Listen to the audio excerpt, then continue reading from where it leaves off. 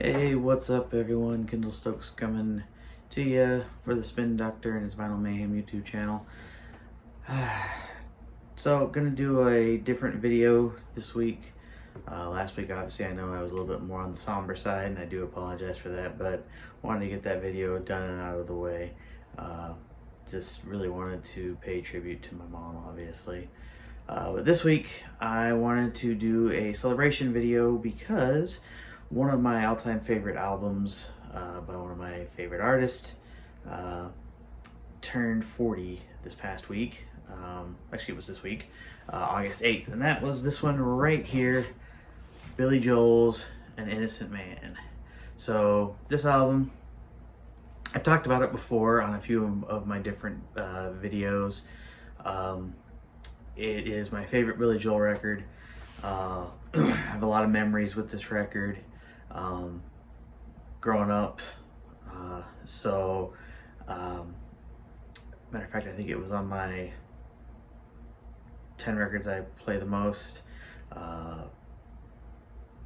Just a lot of memories, but August 8th was the 40th anniversary of this record. It's been hard to believe it's 40 years old now.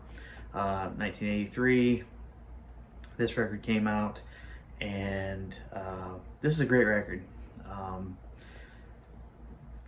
It was a different kind of record for Billy Joel when he put it out. He wanted to pay homage to the music that he grew up on from the 50s and the 60s. R&B, blues, doo-wop, that old style rock and roll. So we have a lot of influence of, Chuck Berry,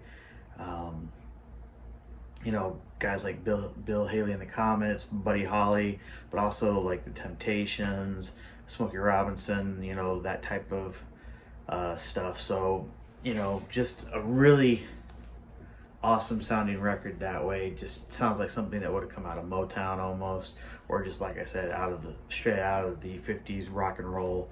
Hence the look of him with the black leather, the boots and all that.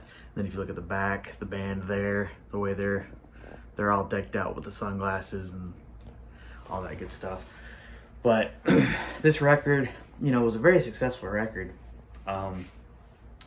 7 singles came off of this record. 1 number 1 hit, 2 top 10s, 4 top 20s. However, surprisingly enough, this record never reached number 1 in the US, which really surprises me. It reached number 4, number 2, I think, in the UK, number 1 in New Zealand, of all things. 7 million records sold in the US. So 7 times platinum, which is really great. Stayed 111 weeks on the Billboard charts, his second longest behind The Stranger. So, very successful record. Nominated for Grammys, did not, however, win. But, when you look at the track listing, An Innocent Man, the title track, amazing ballad. The Longest Time, just that great vocal harmonizing, sounding a lot like, the Temptation or the Miracles, the Four Tops. Tell Her About It, something that I know he still plays today. Uptown Girl, song he actually wrote about his wife, Christy Brinkley. Careless Talk, another great song. Leave a Tender Moment Alone, another classic. And my personal favorite song, Keeping the Faith, which is a great music video to that. I would encourage you to go check that out on YouTube. Just a really good music video, excuse me. Just a great album through and through. I think every track on here is really good. Some are definitely better than others. Christy Lee's probably one of my least favorite, but that definitely has a Chuck Berry vibe to it, I think. But it's, like I said, it's probably my least favorite. This Night is okay. That was I believe a single in the UK. Probably my second least favorite track, but like I said, they're still good. I don't skip any tracks whenever I listen to this, whether it's streaming or listening to the record, of course. But yeah, just a phenomenal record through and through. Like I said, my favorite. Brings back so many memories of growing up, listening to it at home, listening to it in the car. I know it's my mom's favorite by him. It's my dad's favorite by him. I think my sibling, like my brothers, I want to say loved this one as well. So it was one that was played all the time at home. Just a great record through and through. And one that I think sometimes gets lost in the shuffle just because Piano Man obviously is so big. The Stranger is obviously so big. But this one to me, number one, best one.